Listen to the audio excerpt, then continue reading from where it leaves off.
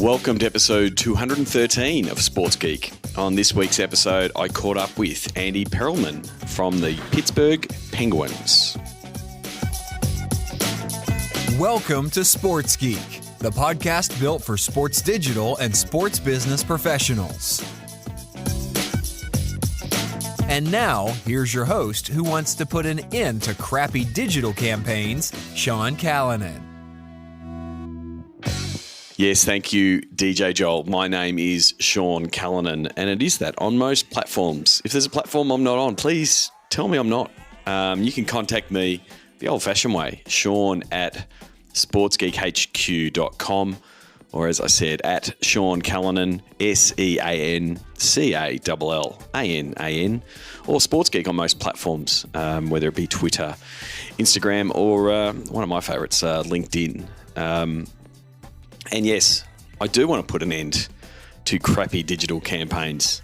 And how we're going about doing that is through the digital to dollars process. The process helps sports teams and leagues understand their digital assets and audiences and channels and value to get to the solution, get to the part at the end. No more crappy campaigns, but also to drive more revenue in for your sports team or league. So it's about knowing your audience. It's going to be a big part of the discussion in today's podcast with Andi as she discusses her fascination with fans and the psychology behind fans and what they're thinking and why they're doing things. I think it's a really big part of understanding your audience. Then understanding your content, knowing your content, knowing your distribution, how you're going to use the different channels to reach different audiences for different outcomes, whether it be engagement or traffic, those kind of things, and then getting into the nitty-gritty of knowing your valuation and building out your rate card and understanding why certain parts of your content and certain channels are worth more than others and why they might be worth more to partners than you might think. And then pulling that all together in the Know Your Pitch, which helps us eliminate crappy campaigns and gets the branded content piece to integrate with the campaigns you're trying to do. So if you're interested in that, if it's a problem you're trying to solve, if that's something that you're struggling with, digitaltodollars.com outlines the book that I'm writing around that and the workshops that we're running with teams around that. Or you can email me, Sean at sportsgeekhq.com. As I say, I'm more than happy to work with podcast listeners like yourself. Today's interview, and it's quite apt, I'm recording this intro on the first day of the NHL. The NHL season has kicked off, so it's quite fitting to have an NHL guest on the podcast. Andi Perelman, good friend of mine. She's the director of new media at Pittsburgh Penguins. We've known each other for a few years, and we've been bouncing backwards and forwards to try to organise this interview. So it was great to catch up with Andi after catching up with her at Seat to Dallas to discuss her journey into sports and in working in the new media space. We even discussed what is new media in the interview. So I hope you enjoy my discussion with Andi Perelman from the Pittsburgh Penguins.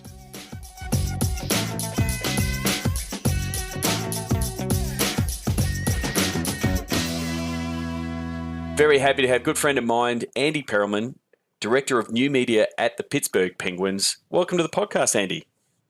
Thanks. I'm excited to finally be here. Yes. So I wanted to catch up with you. We've met many years ago at Seed Conference, and interested in your role at the Penguins. But before we get into that, how did you break into the world of sports? Yeah, so I went to grad school at Georgetown for sports industry management, and I wasn't really sure at that point when I started what I wanted to do in sports. Through my classes and my internships, I kind of fell in love with social media and marketing, and my undergraduate degree was in government and politics. So I was always kind of interested in marketing candidates and how to talk to people. And it kind of just, did you have a writing? Because I'm always interested in seeing how people come into digital and social, whether they come at it from like the creative side, the journalist side, or in my case, the geek and the technology side. Where did you come at it from? Yeah. So I was writing a ton of papers in my classes. I was taking just government and history, and I remember going to the bookstore and they were like, what the heck is your major? I've never seen anyone have to buy this many books. Yeah. And so, yeah, I was writing a lot of papers and just really trying to see like what made people tick and why things are the way they are. So I think my interest in social and digital is kind of like almost a psychology, sociology Yep. perspective, I would say, into like how people think and what makes them tick and how to kind of sway and gear conversation. So that's kind of how I started getting interested. And then through my internships and just interest with doing social, I did a couple things with B2B social. And then I worked at an agency, a sports agency, doing some PR work, and it all kind of led up to eventually when I graduated, I was hoping to do sports and I was hoping to do marketing and social. I worked at an ad agency in Pittsburgh for a little while, and then this job opened up with the Penguins, and it was like a dream come true. Everyone had always told me, be in the right place at the right time. And I was like, oh my gosh, how do you do that? Like what? Yeah. And then I was, and, I had to just make the best of it. And since then, it's been almost 5 years now at the Penguins, just working my way up. So it makes an interesting point in when you're talking to people who see social and as an avenue to break into sports and see the glamour of being there, and we'll get into the glamour and the non-glamour, I'm sure, in this interview. But it's really important to understand that you're using the tools, because I'm sure when you started at the Penguins and someone said, "Here you go, Andy, here's the login for the Twitter account," you need to have some experience to be able to drive that account. What was that? I guess that first experience of starting to see read every mention and reply that the account's getting, and it's not just one way. But what was that experience like early on? Yeah.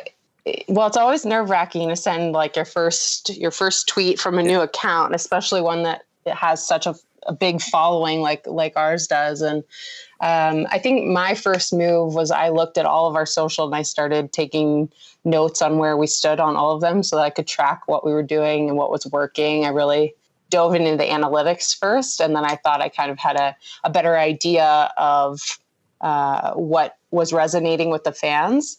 And then separate from that, and this is a big credit to my VP, he walked me through what our brand is and really helped me understand who we are as a team and what our brand pillars are and what our voice should be, and how our fans see us and how we want them to see us. And kind of with that base knowledge of what was working and then who we are as a brand. And then I think it definitely helped that I'm from Pittsburgh and I know the Penguins. I didn't have to do tons of research on the history. I kind of grew up with this team. So that really kind of created the baseline for me. And then although it was still nerve-wracking to send that first tweet and get out there, you just suck it up and do it.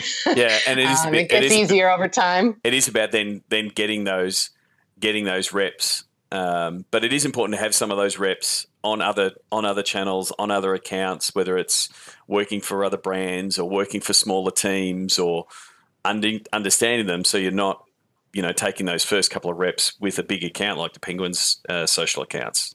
Yeah, for sure. So when you say, I guess, the tone and the brand and the pillars, mm-hmm. How would you describe it? Like, you've obviously now, moved into your role of director of new media. How do you now describe it when someone now comes on board into your team? How do you describe it to them? Yeah, so we have organizational goals that we kind of walk through, and they start with something as simple as, hey, as an organization, we want to win the Stanley Cup. That's always the goal.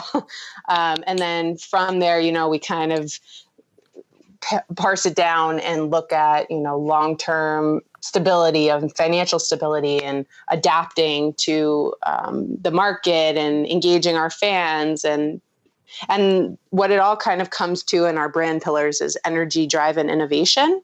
Okay. So those are the three things that we look at the most, and everything we do is kind of built around those three. And, you know, sometimes something I'm doing is much more driven to drive than it is to energy or innovation to drive or whatever. Yep. But those are kind of the three things that our entire organization tries to build around.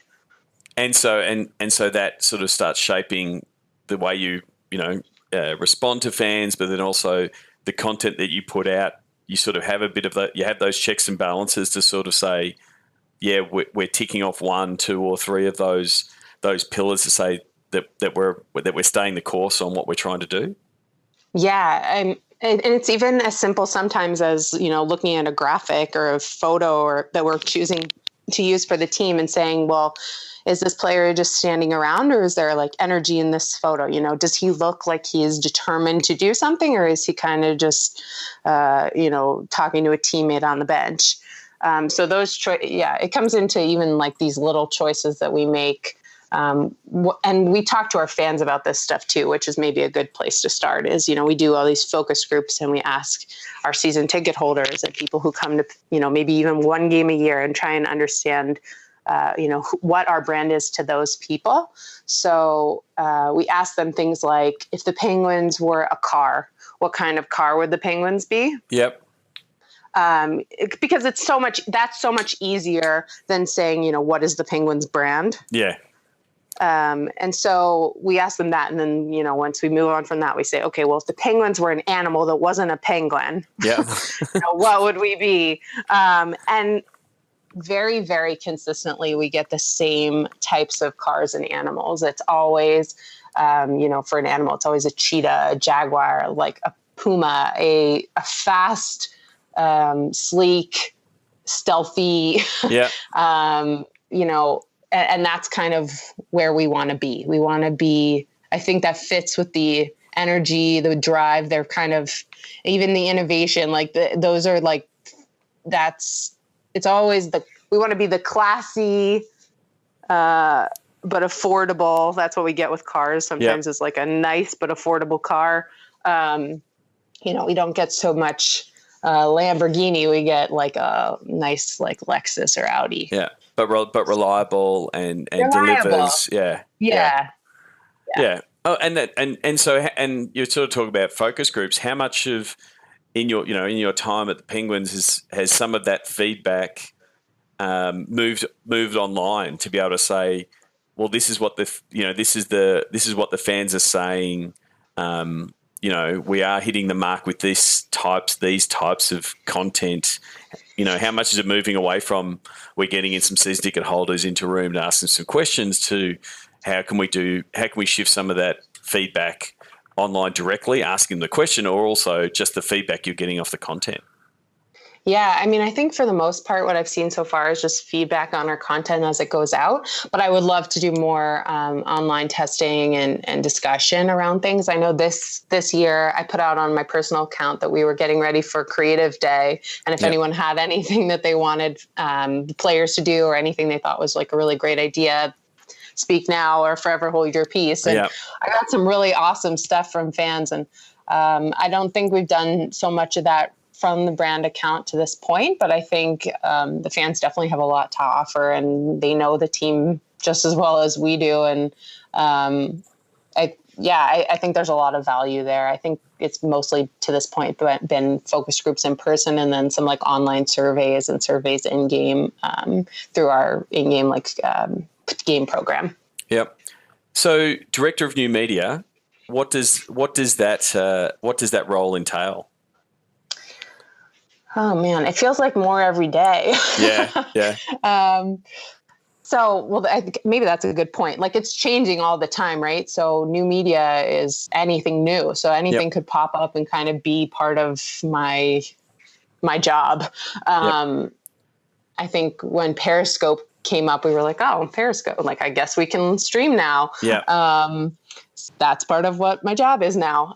So I would say mostly what I'm doing is managing our social media strategy. Our brand voice is kind of an organization-wide strategic decision on what we're doing, but the day-to-day management of that and, keeping all the kind of very nitty-gritty of the way we say certain things and that social style guide. Yep. I'm the keeper of the social style guide. I also manage a team that handles our website. We're rebuilding our app with a Yins Cam right now, a local vendor. And I'm kind of managing some of that with my VP and then also my senior director. Okay. So what website, app, partnerships, and then social stats, I guess, is kind of. So there's pretty much like, because that was my follow-up question. What is new media? It's pretty much everything that's not TV and broadcast and radio, isn't it? Yeah. Anything that hits the internet. So it could be director of internet at the Pittsburgh Penguins. Yeah, it feels like that sometimes. I mean, even the radio, sometimes we're putting out, streaming links and making everything kind of tick online. So what is the, take us through the digital and social team from a numbers and resources point of view to give people an understanding of what it takes to keep the Penguins digital engine running. What's the makeup of the team look like across social and website and app? Yeah. So we have a VP of marketing. So he's kind of, now he's actually a senior VP. He just got promoted. Yeah. So he kind of manages our entire group. Underneath him, we have a senior director of digital marketing. Okay. So that's the only person who has a title in digital marketing specifically. So I kind of dual report to both of them. And so the digital marketing is more commercial focused in like selling tickets, running campaigns, sponsorship, that kind of stuff. Okay. Yeah, It's much more about keeping consistency of the brand. And our senior director of digital marketing, Leo, he was involved with our In the Room, he's producing our In the Room TV show, our behind the scenes. And he has a really great background in like TV and video production. So he's kind of putting together so many different brand assets for the Penguins. And then we are kind of pulling him into the new media aspects of it and kind of teaching him through the social. He definitely sees my team as the experts on social, but he's really good at kind of bridging the gap between us and partnership and us and all of our other branding initiatives. Okay. And then below that, I manage a team of 3 now, 4 soon. Yep. We just lost our designer to the Tennessee Titans. So, so it's basically what they do is everything that gets updated on the website, changes to the app that need to happen, anything beacon, anything form stack, anything contesting, anything social analytics, website analytics. So that is it a very much a general purpose team, or is it a skill based team? You've got someone, like you said, you're going to replace someone from a graphics point of view. You've got someone in the video role. You've got someone in a beat writer content type space. Is that how you've sort of broken it up, or is it a bit more all hands on deck and everyone's a very, very much multi-skilled? Yeah, I would say it's all hands on deck. I know our graphic designer, that's more specific. Yep. So I would say it's a lot of jack of all trades. Everyone can kind of plug in, but then we all have little things that we kind of own. Specialists at. Yeah. Yep.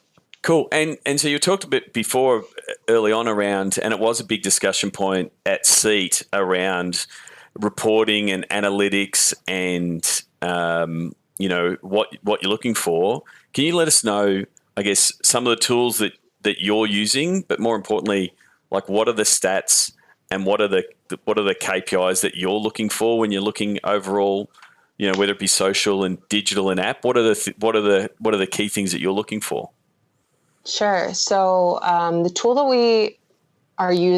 that we're using the most right now are TrackMaven, which is just keeping track of everything partnership that we're doing. We're adding in tags and making sure that we can kind of easily say this partnership has this kind of value on social, and maybe here's how it compares to another partnership that we're doing. Yep. And kind of looking at those assets year to year, and even even month by month, and saying, well, should we change this? Is this doing what we want it to do for this partner, and is it worthwhile?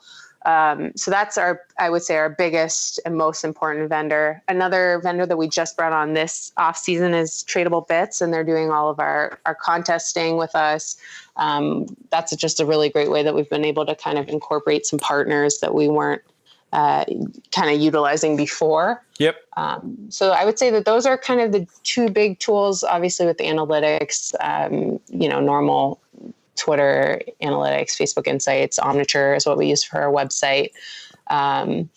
So that's the thing. Are you still like, again, one of the discussion points was how do you compare all the different platforms? Is there, going back to what are the stats that you're looking for, especially with the landscape changing, the algorithms changing, the traffic coming from social not being the same? What have you been looking for, and what are you looking for from a key stat from what you're trying to do? Yeah. So what we look at is what the platforms look at, right? Yep. So Facebook says what's important is meaningful interactions, which means you put out content and people are creating conversation around your content. So commenting, replying to those comments, and really discussing and creating their own engagement within the comments.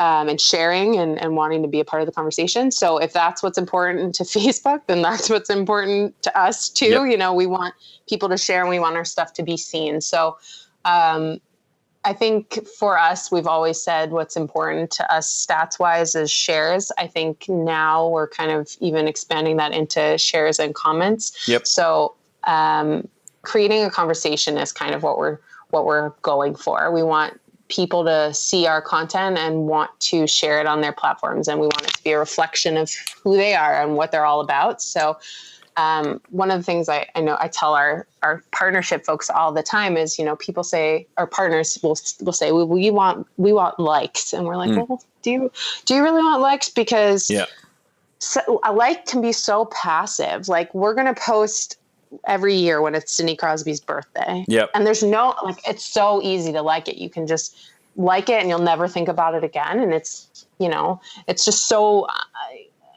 well, it's back to what you're saying. It's back to what you're saying before around it doesn't show energy or drive. It doesn't connect with the fans. Because you're right. You could take a headshot of Sidney Crosby and just put it up there, and that the fans are going to like it because it's Sidney Crosby. They can't not like it. Right. But it's like, what's the relationship you want to have? How deep do you want it? Do you want them to love it? Is the key piece. Well, and I think what we say is like, well, we don't want somebody to just like something. We want them to go home and talk about it with their family. We want them to share it with their friends, and not just be a share on social, but something that people will really talk about. So as much as we can do that, that's kind of what we're going for.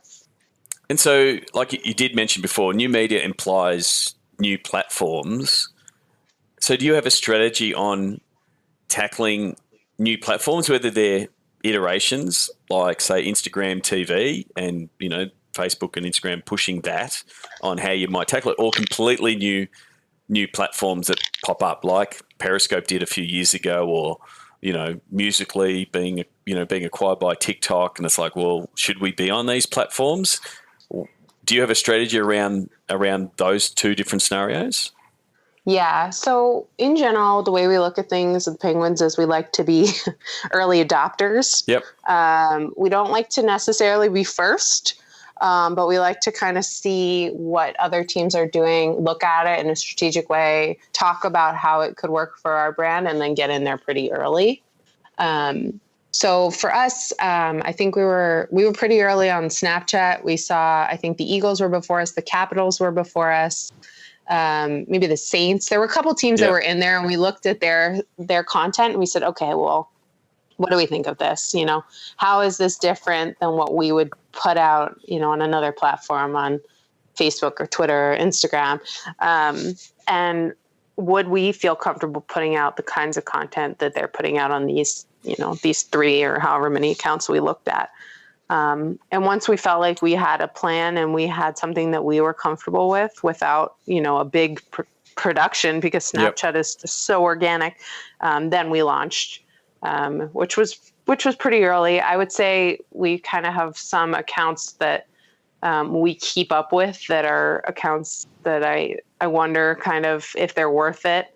And over time, they'll probably phase out. But we're looking at you, Google Plus. Yeah, right. Like we do have a Google Plus account, and it gets interaction, and I think some people like it. And part of me thinks in the back of my head, like, oh, this might be good for search. Yeah. But then, is it worth our time, when we could be somewhere else is kind of one of the things that I'm thinking about all the time. We have a Pinterest account I think it's really good. I really think it's like the best in the league. We put in our best photo every game there. We get really awesome fan photos that we put there throughout the season. But, is it worth it? I don't know. I think sometimes like our Pinterest, these things, like they last forever. Like you put something on Pinterest and you get engagement on it for like 3 years. Rather than we put something on Twitter and the engagement kind of stops in 3 days. So it is a bit of an assessment of, I guess, what's the return, but then also going back to your initial study days of the psychology and the audience that's there. And so it's like, yes, you can be putting out particular photos on Pinterest, but it's like, what does that audience and what does that platform best want? And then you're right, because like even at myself, I did a whole bunch of stuff on Pinterest and pushed a lot of content in there. And then every now and again I go and check and I'm like, oh wow, there's still people posting and reposting, and like that's it doesn't need as much management. Yeah. Because the other thing with new platforms is it's the time concern of we've got to do another platform, so the issue and the challenge of Snapchat is, and with Instagram stories kicking in, it's like we've got to have, do we have, what do we produce on game day? What are we producing on those different platforms? And then how do we resource it? Like that's the challenge, because you've only got so many people. Well, yeah. And like we were looking this summer and we don't have a YouTube channel. So we were saying, okay, well, is a YouTube channel something we should look at? Should we start a Facebook Watch channel? Should we start an IGTV channel? And there's so many things that can be done. You can't do it all. At least we're not staffed to do it all. Maybe some teams are doing it all. But I mean, I go back to my chat with Richie Clark many years ago at Arsenal, where they sort of took on one social channel at a time until they got it right and found their systems around it and moved on. Because sometimes you've got to say, well, yes, we'll be on these platforms, but here's the resourcing that we can supply, and then I guess follow the crowd. If the crowds are going to be watching long form content on vertical video on Instagram TV, then that's where you'll start leaning in and creating more content in that space. I think the Facebook Watch product is, it's still in its infancy, but you can sort of see where they're trying to go with it. And it's like, well, where do we, the fact that they've even changed it in the last 12 months. Initially it was, reality shows and 22-minute episodes and you had to watch every week. And now they've flipped it to any video over, I think it's 3 minutes, ends up in Facebook Watch. Mm-hmm. And so it's like, we still don't quite know what the best landing spot is for that content. But you were talking before about your director of digital marketing having that TV background, like that content, it's getting more platforms to be able to put in that space. Yep. And do you think, like, because you're producing so much content and there are teams looking at their own OTT, is that something that's potentially on your radar to say, is there a way that we can have our own platform? For video specifically? Well, for instance, like what the guys at the Minnesota, Scott Kegley at the Vikings have done in setting up their own OTT channel where they're pushing a lot of their content in to say, well, this will be our channel effectively, that gives another way for the fans to consume. Yeah, I mean, I think that's awesome that they could do that. I think it's just such an undertaking. But I mean, I think it's good if it's working. I think for us, one of the things that we've kind of seen maybe in a different iteration is we had a 24/7 radio show a couple years back, and people were listening, but it wasn't like the smashing success that we were kind of hoping for. And so we kind of dialed it back and we said, okay, well, let's do like the best stuff. And we'll put out this, we'll put out some podcasts and some great highlights of different things from the pregame and the postgame and the coaches show. And for us, that's been better. But I think that's part of just where we are as a market. We get so much coverage of our team. That's not from the team, that's from local media and even national media will come in and cover our team. So, I don't know. It's an interesting idea. I wonder if it would work for us. But it is a matter of making sure that there is the appetite for it. Oh yeah. Well, there's just so much out there, and having that point of difference as the team. As the team account, that you can sort of potentially provide some of that inner sanctum type content that maybe traditional media partners can't. They're more talking around the Penguins where you're inside the rink, so to speak. Yeah, and I think the thing that's tough for us too is, we're inside and maybe we have some inside access, but at the same time we can't give, quite the same kind of hard-hitting opinion as an outside source, Yeah, there's definitely things you can and can't talk about, which is one of the issues, I guess, working on the team side. But it's something you got to work around. Yeah, I mean, we support our team no matter what. Exactly, and it is a different model. I think you're probably seeing it more on the league side, where they're setting up independent arms and commenting on teams and leagues and sort of being a traditional media outlet. Whereas on the team side, it's still, you are still the team spokesman. You are presenting the team's point of view. So you're right; those opinion pieces sort of are hard to integrate into your content strategy overall. Yep. Yeah, for sure. And so how does you sort of touched on it before, but how does your team work with the commercial partnerships team to make sure that they're getting the results that they want, because they're coming to the Penguins because you've got a large digital and social audience that's highly engaged. What's the process that your team works with the commercial partnerships team to try to get like a win-win result for everybody? Yeah, so this is just changing for us this off season. We got a small group together from our new media marketing, partnership sales, and partnership marketing teams to kind of formulate a plan for how this can be more beneficial for everyone. Yep. I think over the years, just what's been built into contracts has just changed so much. Yep. A couple years ago was, you'll get 5 Facebook posts and 5 tweets. And it's like, what does that mean? Like, what is that content? That's like a platform, not like a content plan. So, from that, we kind of shifted into, you'll get this, mutually agreed upon social media feature. Yep. And then we kind of looked at that and said, well, how big, like what does that mean? And now we're kind of getting into this much better place where our partnership sales team, before they sell anything digital, they're talking to us. We get a request in our task management system that says, hey, we are selling a new partnership or renewing a current partnership. They want social. We have a floor for how much partners have to pay to be on our social. Yep. So that's maybe a good starting point. We say, okay, it has to be of this level. And then from that, we have a survey that the partners have to fill out to kind of tell us what they're trying to do. And the main things in that survey that we asked for is a primary and secondary objective of the campaign. Yep. So we used to ask that question and we weren't really getting the answers, or at least as specific of answers as we were hoping for.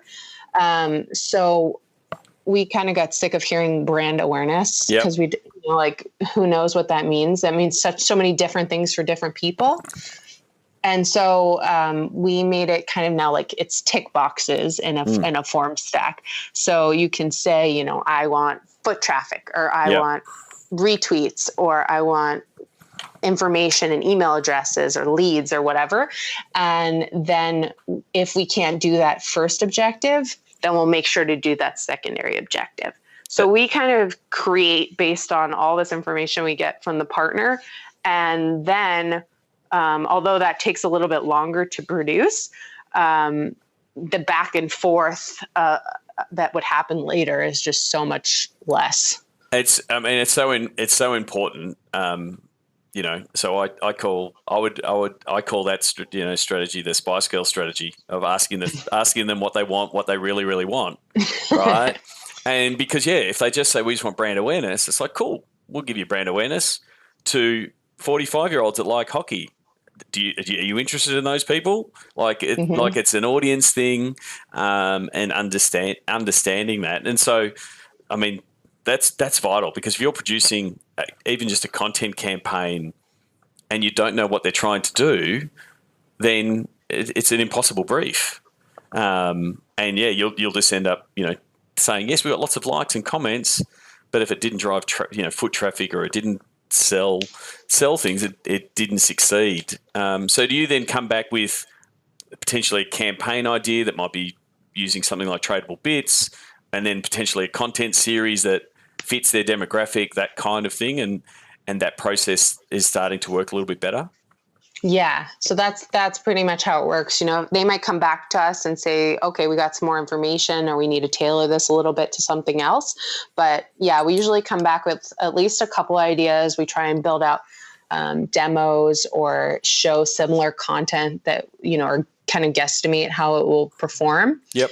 And then we've kind of been in on more of those conversations then when they're going to pitch it, so that, it's coming from us and we're kind of explaining, and we can give them more background if they have questions. It's not just our sales team going in there and kind of just having what we gave them. It's our social team going in there and having all of the stats that we can pull at any second and just kind of like help them get through that part of the sale. Because it's confusing. It's confusing for the partner a lot of the time. We have a lot of local partners that aren't, socially savvy. And it's really tough presenting to a partner that might not be, super embedded in digital, or not quite understand how you're talking to your fans. And so I do think it is, yes, you could be having your rate card and your present them with all the stats, but it is about, this is our story. This is why this platform is going to work better for what you're trying to do. And having someone from a digital background, either in the partnership team or helping the partnerships team, is vital to tell that story. Because if you just say, we're going to do something in digital, this is what it's worth, and you're going to pay for it, it doesn't sell the emotional and the story it's really going to hit the mark with the fans that they want. Yeah, for sure. And I think our sales team and our partnership marketing team has just gotten so much better at like hearing, what our stuff is and understanding our social. Just we had kind of like a wholesale change out on our sales and marketing team a couple years back. And these last few years, I think it's just been so great, getting to the point now where they have talked to us through so many campaigns that, they really know our stuff and what kinds of things we're going to say. and then, we're there to help them through. The other thing that we kind of talked about is what we're doing with paid social, and when we're comfortable doing paid social, when we're comfortable engaging and replying to or retweeting partner social. And we kind of have a best practices sheet that we're giving to our partners, so that when they say, hey, can you like this? Can you reply to this? Can you retweet this? They have a list of, okay, well, here are the things that are good when you're doing this post. If you use our wrong hashtag, that's a reason that we wouldn't want to, engage with your post. Or if you, I don't know. But There's also such simple things. to talk them out of potentially something that will present present poorly on them. Like you said, using the wrong hashtag, or they're clunkily going in trying to talk to fans. You're like, no, our fans don't like it that way. We don't. It'll be a worse outcome if you go and do that. Yeah. Even if we don't engage, our fans will find out about it and tell you all about it. So it's a bit of you providing the fan expert hat for them to go, no, this will work, and this won't. Yeah, I mean, even going in there with just a general social media best practice, I think sometimes even just will help. Hey, why are you adding 3 hashtags on this post? This tweet, what do you think that's doing for you? Yeah. And so there's a list of those things and what's good and what's bad and what will kind of prevent us from sharing. But I think we've never really had a document like that. So now it's so clear to partners. They can really look through that document, and there's no question. There's no, your social team, I didn't know that they were going to say this. Now it's too late. That post is already out there. Yeah. But it's also, to allay some of the misconceptions of, if you get a retweet, everything's going to be working. Your campaign's going to be awesome. It really doesn't. All it means is it's going to get a little bit more buzz and some fans there. But if you're retweeting something that's not going to connect with the fans, it's not going to work. So it's still going to come down to good content and campaigns that will engage your fans. Retweeting or posting from a team account is only a small crutch, really. Yeah, I mean, there's things in there too, just about we won't share or engage with something unless for a contest, unless it has legal rules. Yep. And that's the kind of thing that also will protect the partner. It's something that we don't do, and it's something we don't want to encourage, or at least direct people to a place where, if they have a question about how something's going to work, that, we're kind of protected, and we're not sending that their way. So yeah, that's all. So Andy, you got the. So what do you have a focus for the season ahead? Is there something that's in your crosshairs to say I want to tackle this, or I want to that you want to look at for the season ahead? Yeah. So the way we've kind of gotten to a really good place, and we're working through a bunch of different big seismic changes with our partnership team. I think we're kind of starting to do that also with our video team, but it's much more still in its infancy. So with that, I think our video team for a long time has been creating content for web. That's kind of been just the way it's been, and partnerships were sold kind of a weekly recurring way on video, and we're changing that for the most part. We're kind of getting away, and there's no reason for video to be created for web when almost all the views are happening on social natively. Yep. So just to break, so how do you see the difference between a video created for web and a video created for social? Are you talking format? Are you talking length? Are you talking platform based? How do you see that distinction? What, between those, that change?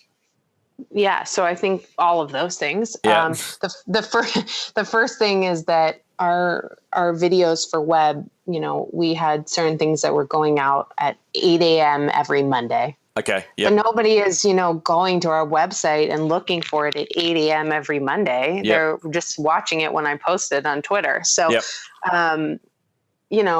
I think our video team for a long time has really been tethered into a schedule. Yep. And being able to adapt and be more topical is just going to be so awesome if we can figure out the right way to make that work. So it's more around the rigidity of both the schedule and their primary place would be web. So it's more just shifting that focus to say, hey, we're going to create this video. We're going to put it out in a more timely manner on the platforms where our fans are. Is that probably a good? Is that a good summation of what you're sort of saying? Yeah, I think that's part of it. I think the other part of it is, what works on social sometimes is not what we would think to put on web. So, I get a player turning around and like doing finger guns at the camera and like laughing, like that 5-second clip will be really great for me on social, but it's never something that we would like send through to our website. So kind of looking through a social lens and understanding what kinds of things would just be like B-roll for them for another piece could be something that's worth kicking out in a short clip for social specifically. So just helping them understand that stuff. And then also what you said about kind of sizing of the video and then also the length of the video. I've gotten a couple videos so far that are, square and Instagram story size. And it's we're kind of shifting, but we're not quite there yet. And that's just where you'll just be geeking out on the stats and trying to figure out what works and following what works. Yeah. Yeah. And I think, we had Twitter's social summit and they were super helpful just talking about how important it is to have your brand or a recognizable face within the first 3 seconds. And we've talked about that a lot. Is like, okay, well, we have end cards and we have starting cards and kind of this website model, like what parts of it need to be kind of peeled back for social. And it should be really interesting to kind of see how it all goes. And I'm excited for that and working with our video team because they're so talented and we have a really big team that kind of does our in-game video and then also all of the Penn's TV kind of recurring team stuff, and then a really great team in motion graphics too. So yeah, I think that is. I mean, that's what you were saying before. Just saying then around the traditional web video is 5 seconds of pre-roll showing a sponsor. That's not going to work. Like people aren't going to wait 5 seconds on social to find out what's happening after. So it's a really good example of just that simple tweak of this is what it's going to look like on social, and then how do we integrate partners in that space. So I want to finish off with the Sports Geek Closing 5. Do you remember the first sports event you ever attended? I do. Yeah, I blogged about it a couple years back. I don't know that it was the first sports event. It was definitely my first Penguins game and my first hockey game. Yep. Which, in my opinion, that counts. That's my first. That was when I fell in love with hockey. So, I was 6 years old. I honestly don't remember much from that game. I remember talking to my dad. We played the Red Wings. I looked it up a couple years ago, and Brandon Shanahan had a hat trick that game. So I can't imagine it was, Penguins fans were thrilled about that. It was, 6-5, lots of goals. I just kind of remember hearing Mario Lemieux's name being announced over and over and over and seeing his face on the big screen. And now he signs my paychecks. So it's all come full circle. Full circle. You would have been to a few sports events in your time. Do you have a favorite food memory or a go-to food when you go to a sports event?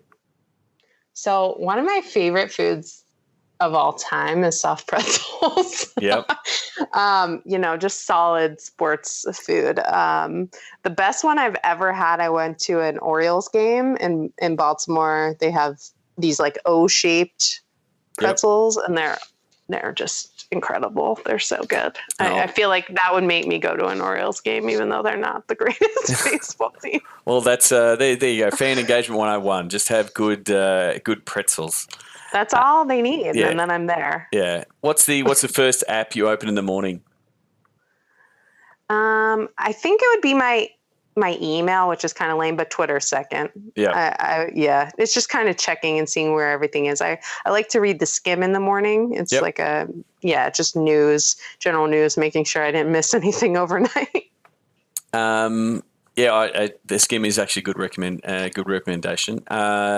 Is there someone that you follow or read that you would recommend that the podcast listeners check out? So I think Marissa O'Connor, she does social for the Coyotes. I love just seeing what they're doing. Their team has such a different voice than our team, and it's really cool to look at what they're doing all the time. They had players giving analysis of The Bachelor, and they're just so goofy in a way that, our guys aren't really, they don't feel comfortable to do that stuff. So I love looking at what they do, and just kind of showing everyone on our staff like, oh my God, look what the Coyotes did. But that, that's a really important point of like that opportunity of having players that are comfortable and showing their personality. Then it's something you can leverage, but you can't force it. You can't force it. And I think Dave brought on Paul Bissonnette, and like that's really helped them kind of like get that out of the guys. Yeah. But it's also just they're in such a different market than we are that it's fun to look at that stuff. But there's no when you need like to get fans in the building, it's different. It's a different. You really need to market in a different way. And I think they do just a phenomenal job of that. And then other things that I read, I just read this book called Everybody Lies that I think was like the greatest book of all time. It's all about big data and when you Google, what your Google searches say about who you are and who people really are. And I just found it so interesting. I made like my whole department read it. So it's called Everybody Lies? Yeah, it's called Everybody Lies. It's by Seth Stevens Davidowitz. And all right. I will put. I think it's a New York Times bestseller, but it was awesome. You did say the best book you've ever read, so you haven't gone soft on recommending it. So I'll definitely check it out. I mean, the best for like I understand what you mean. Like I love the enthusiasm. I get nerdy figuring out how people tick. So this was a big book for me. Terrific. Lastly, what social media platform is your MVP? And so you can answer this as yourself. What's your go-to platform, but then also with your Penguins hat on. I would say it's the same, personal and for Penguins. It's Twitter. Yep. I love that Twitter connects people that don't necessarily know each other. I feel like Instagram, you don't get, although it's like easier to kind of scroll through, I don't feel like people build relationships with other people through Instagram. Yep. And I love being able to just reach out to someone that I've never met that posts about something and just say like, hey, that was awesome. Like, where did that idea come from? Or how did you make this happen? And terrific. I love Twitter. So that leads into the last question. On the internet, how can people connect with you? What's the best way? I would say Twitter. Twitter is the best way. Just tweet me. It's my name is my Twitter handle. So it's pretty simple. That's Andi with an I. Yeah, Andi with an I. And my last name's a little weird, but I'm sure you'll link to it somewhere. I'll link to it. Perelman. I will spell it out at in my outro. Thank you very much for coming on the podcast. Looking forward to catching up with you in the near future at a conference, and maybe you'll have to get to a Penguins game sometime. Anytime. You let me know when you're in Pittsburgh. New workshops on audience, content, distribution, valuation, and pitch following Sports Geek's Digital to Dollars process. Go to digitaltodollars.com. Thanks again to Andi Perelman. You can send her a tweet. Andi, ANDI, Perelman. As always, the show notes are available under the episode number. So sportsgeekhq.com/213. And Jolie, who does a fine job producing the show notes, will make sure that link will point to the show notes. I also would point out you can also connect with Andi on LinkedIn. She's actually set up her vanity URL. A lot of people don't set up their vanity URL. Everyone's really ready to secure their name on Twitter and the like, to say that's my handle.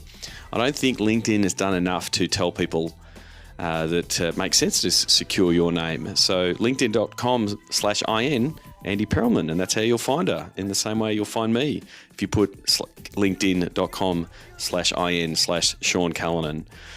Google it. We might actually put a link in the show notes to tell you how to set up your vanity URL.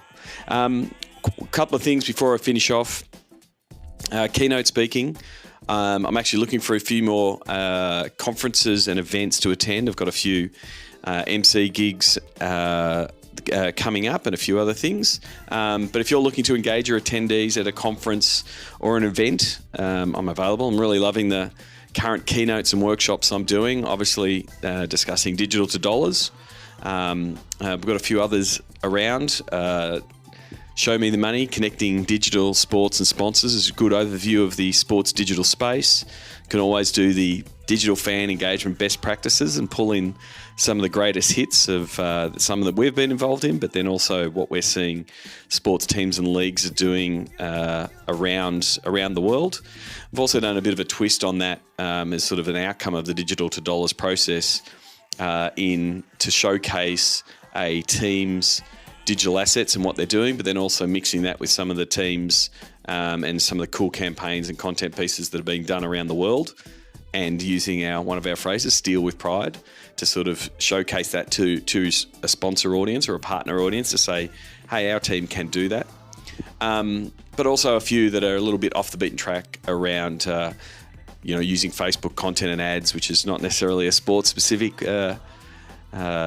keynote. It's definitely applicable across multiple platforms. And then also I've done a few keynotes recently on how to use LinkedIn, how to build authority and connect with anyone. I'd like to think that I've done a pretty good job in using LinkedIn. So that's another one of the keynotes that I've got available. And there's the other one around athletes and digital, and how athletes can understand how to use digital to both build their personal brand and deliver results for sponsors. It's effectively an athlete version of digital to dollars, and how they can go about using social. And one of the parts it does feature prominently is LinkedIn, how they can use LinkedIn. So if you are looking for an MC, a speaker, a moderator of a panel, please reach out. You can go to sportsgeekhq.com/keynote to see more info on that. But you can always just reach out and ask me how I can help you. Before I wrap up, Sports Geek Nation is absolutely pumping. The AMA channel, I'm really pleased with the results so far. The knowledge being shared there has been absolutely phenomenal. So thank you for the people that have contributed so far in September. October is now up and running. Jason Davis is first up. Jason, a former guest of the podcast, previously worked for Queensland Rugby League and now doing his own thing. So it'd be good to get his perspective of moving into the app builder space and some of the stuff that he's doing. Larissa Matau, I hope I'm saying your last name right, Larissa. She's going to be second up. Long history in rugby league, and now moving into AFL, into a role at AFL Queensland. Andrew Hammond will be on the 15th. Looking forward to hearing his insights. John McCauley, a good friend and former guest of the podcast. Looking forward to getting his take on the sports technology scene and some of the stuff that he's been doing. He's very instrumental in helping us get the Sports Geek podcast up on Roku. So he's got some really good thoughts on OTT and streaming. And then Jeff Chatterton is going to round out October. It's lucky enough we've got 5 scheduled for October. So if you're not part of Sports Geek Nation, please consider it. If you've got a question, let me know. All the details of the schedule, because they're on throughout the day. They normally take a couple of days because it's a global community, but you can go to sportsgeeknation.com/ members area to check it out. We're doing a one question highlight on sportsgeekhq.com, so you can check out some of the things that have been answered so far. Please check it out. And one of the ways I'm going to sort of extend, like, I've really liked the format. I've always liked the format when I get the questions in, and I've done a few sort of AMA type, Ask Sports Geek type episodes on the podcast. And so I'm going to start taking on board some of those questions, take on questions and then answer them on a bonus episode and see how that goes as a format. So the regular podcast comes out on a Monday, or a Monday my time at least, and we'll probably look to maybe at the back end of the week to do a shorter, sharper podcast that will be answering questions that you might be sending my way. So keep an eye out on LinkedIn and Facebook and Twitter on my channels when I put the call out for questions. And we'll probably be giving away some monthly passes to access to Sports Geek Nation for questions that I answer. So if you're umming and ahhing and wondering about Sports Geek Nation and want to get involved, you can simply ask me a question. I'll answer on the podcast and we'll give you a pass to check it out. So please keep an eye out for that. Until next time, my name is Sean Callanan and you've been listening to Sports Geek. Join Sports Geek Nation access to exclusive Slack and Facebook groups with regular Q&A sessions with Sean Callanan. Go to sportsgeeknation.com to join. Need help with your digital rate card? Not sure how to price your assets? Is there a disconnect between digital and commercial? That is where Sean works best, in digital divorce counselor mode. Book a time for a call with Sean to discuss the Sports Geek process. Go to sportsgeekhq.com/phone call. Go to sportsgeekhq.com for more sports digital marketing resources.